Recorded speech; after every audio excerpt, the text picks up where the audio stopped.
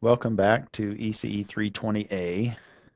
We're in active filter unit, which is unit number 11, and that corresponds to chapter 15.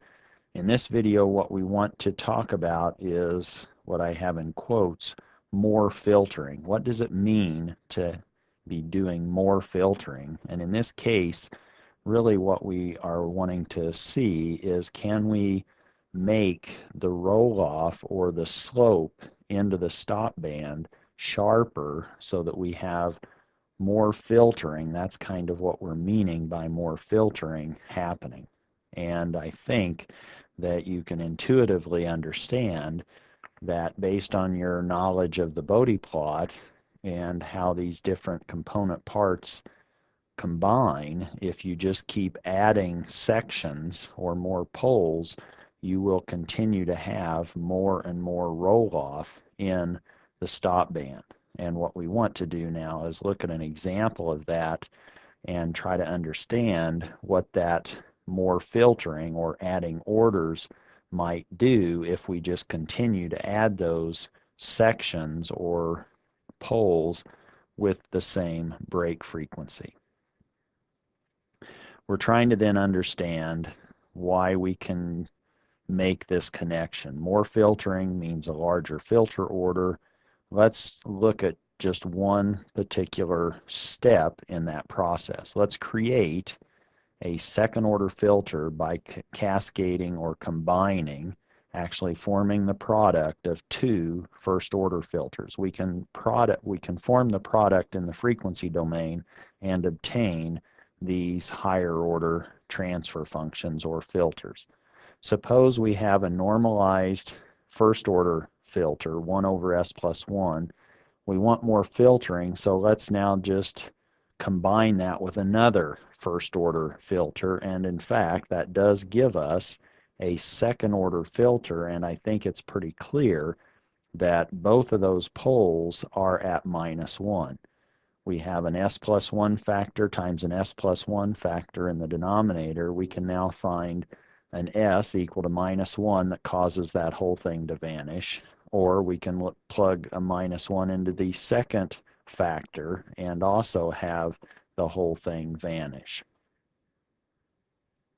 So now let's look at, do we preserve the -3 dB point at this pole location in this second order transfer function? Or what is the magnitude of this second order filter at omega equal to 1 radian per second?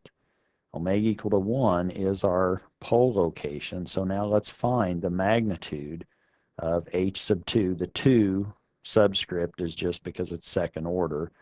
But now let's evaluate that at 1, where we know the poles are. We have two poles right on top of each other at -1. So we have 1 over j omega plus 1, where we're replacing omega with this frequency 1 equaling the pole location.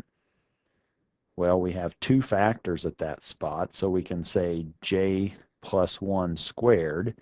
We want that magnitude. We can square the magnitude of one of those. So we now have 1 over the square root of real part squared plus imaginary part squared, which is really 1 over the square root of 2 squared. Square root of 2 squared is just 1/2. So now, in fact, we're not at 0.707, or we're not at 1 over the square root of 2. We're at 1/2, or a squared value of 1 over the square root of 2. And this is now in an absolute drawing of the magnitude. This is not in dB. This is now in absolute sense. You can see the blue curve is when we have our normalized first order, little n is equal to 1.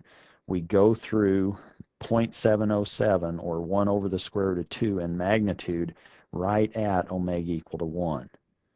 But what we've just calculated, when we had a second order filter, n equal to 2, we actually are down 1 over the square root of 2 times 1 over the square root of 2 in terms of our magnitude. So we're down to 1/2 at a frequency of omega equal to 1. So that's no longer considered our bandwidth or cutoff frequency.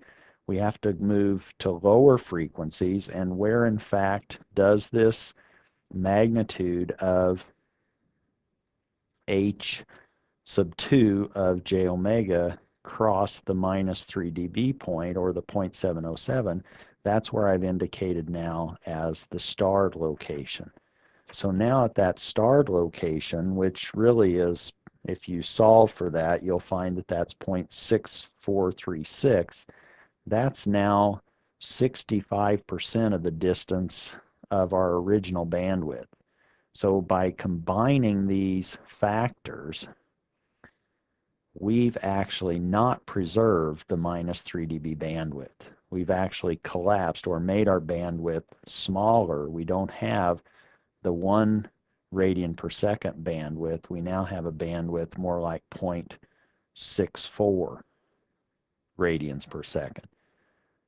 By simply doing this brute force, oh, I want more filtering, let me add one more pole factor at the same frequency that I had before, or with the same pole location. So the minus 3 dB bandwidth is less than the omega equal to 1 in this particular second order filter.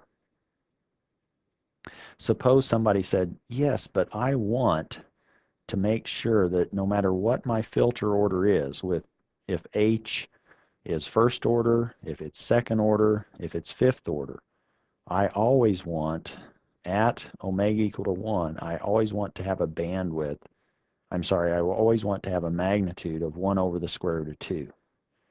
Well, in order to achieve that, we're going to have to start doing something a little bit more sophisticated than just plopping poles at s equal to minus 1. We now have to locate our poles more judiciously in the complex S-plane, and where we locate those are referred to as this Butterworth pole pattern, and that's what we'll look at or examine in subsequent videos.